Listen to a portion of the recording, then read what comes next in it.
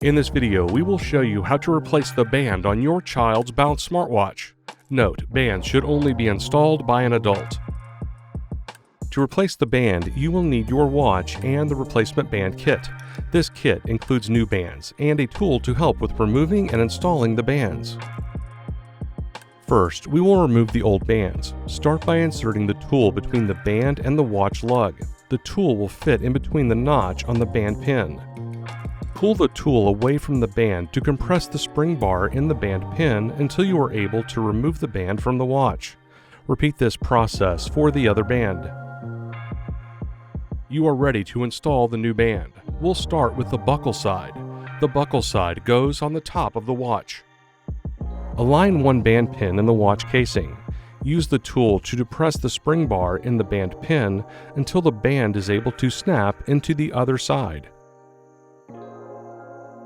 Repeat these steps to install the adjustment side.